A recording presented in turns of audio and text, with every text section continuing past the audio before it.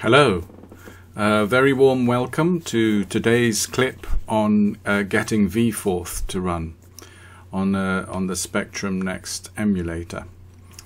So if you want to get vForth running, I don't have a Spectrum Next, so I'm not doing it on the hardware. I'm doing it in an emulator called cspect.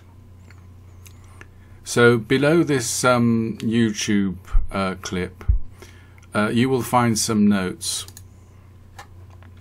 and there are a few steps to go through because we have to download a pre-prepared card, SD card with the operating system, with the next operating system on it. We have to download that, open it up as a virtual drive and put the vForth inside. So the first thing that cspect recommend is updating OpenAL at this address here and .NET as well. So if I go there,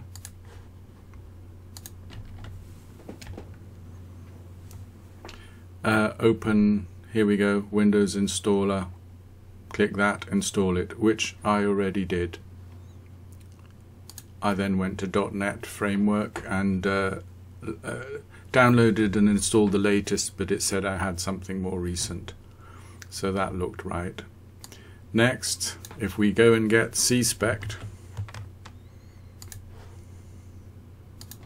copy that into your browser. These are down in the notes. Here you go to download the latest one. Click on that. Would you believe it?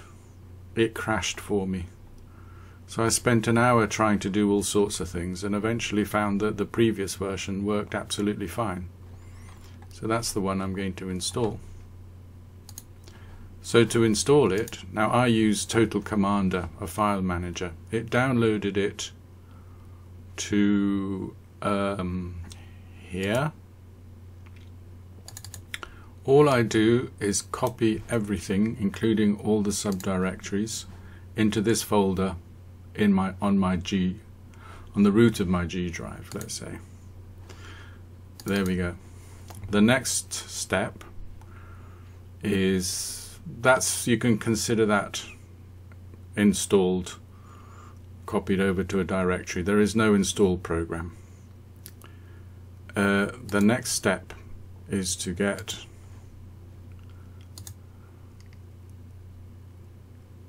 we've done the cspect. We have to get the SD card on which the operating system is. So if we go here, the SD card I recommend, any of these are good, 2, 4, 8, and these contain the Next OS on them, free to download. I recommend this 2 GB one, or maybe the 4 or the 8 if you have more programs to put on it. So you click that and that starts downloading, etc., etc. It's very compressed. The compressed size is quite impressive, but it expands to a 2 GB file, and you need to copy these ROMs in. I just copy the whole lot in to the root folder. So if we go to here, I've got the 2 GB file here and the 4 GB here. So I just copy this lot, the SD card image and the 2 ROMs, into my root folder. And you can put it into a dedicated folder if you like, which would be a lot neater. Now I don't like long file names, so I'm just shortening it a little bit. And we must make a batch file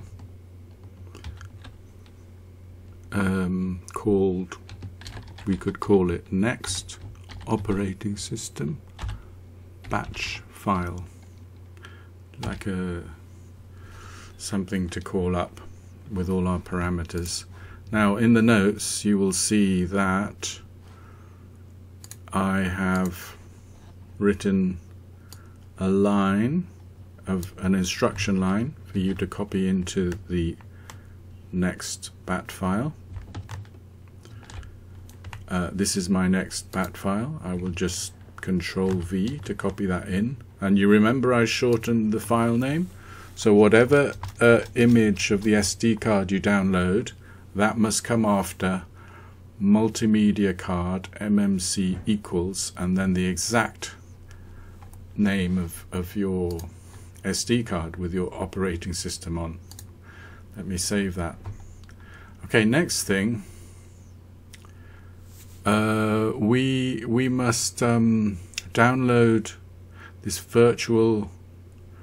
some software to virtually mount the SD card. So we go here on SourceForge, copy that to the browser,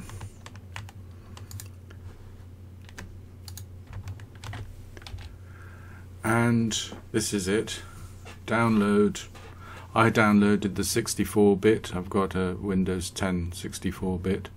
I guess you could download the 32-bit, whichever's best for you. Clicked on that. It downloaded as a zip file. I unzipped it, and it became this file. And then I simply ran this install program, which I guess extracts all these and puts them in a folder on my C drive. So this does have an install program, and once you install it, to mount this SD card is as easy as right-clicking and mounting as an ImDisk virtual disk. So I agree to all that, and here's the file. It will become drive letter E. That's good with me. Here's this PC system next E, that's my drive E, which I can also see in my file manager. Now if I go to Tools, this is our SD card, okay, in a format that we can copy and delete things to. We have to run and get vForth now, which is here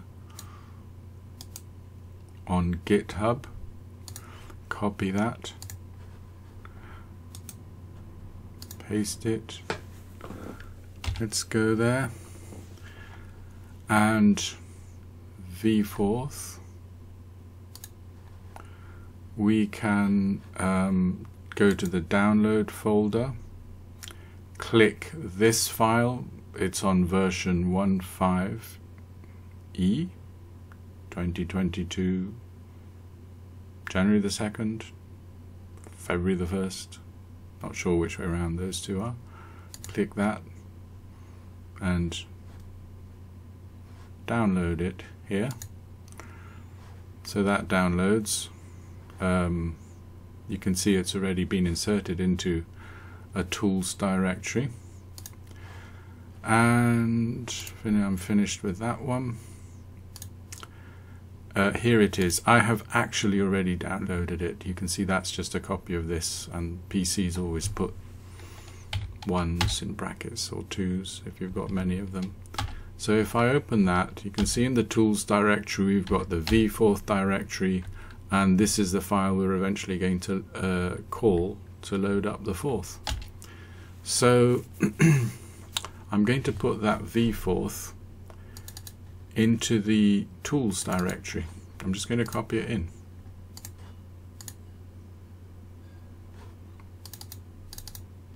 Yeah, my file manager can go into zipped files straight away.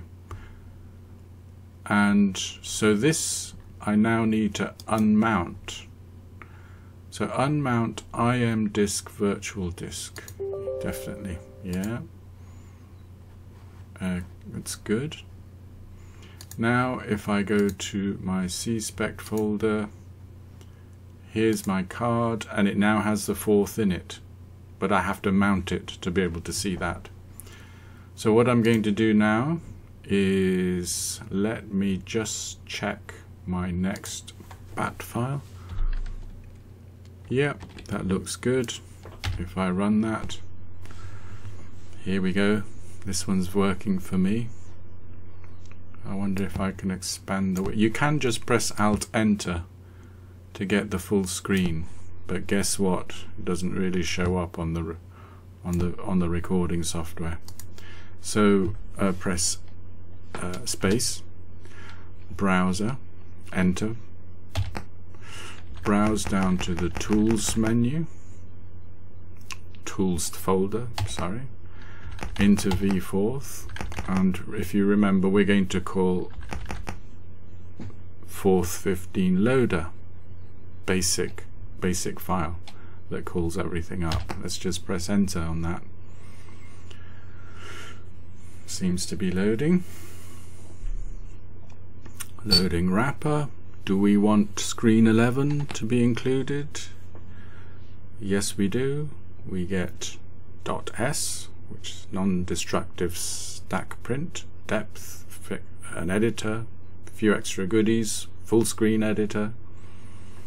Looks very good. And here we are in the Forth system. If you type words and press enter, I'll just explain that the break key for me is with shift space.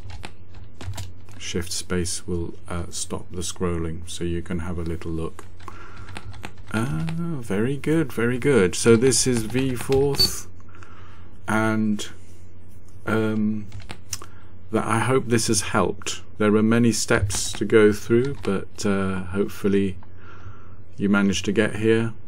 And I will talk a little bit more about vForth because the programmer who I spoke to yesterday has decided to add a few extra features. So it's work that's still ongoing and up to date. So that's all great news. So good. I hope this helped. See you next time. Bye bye.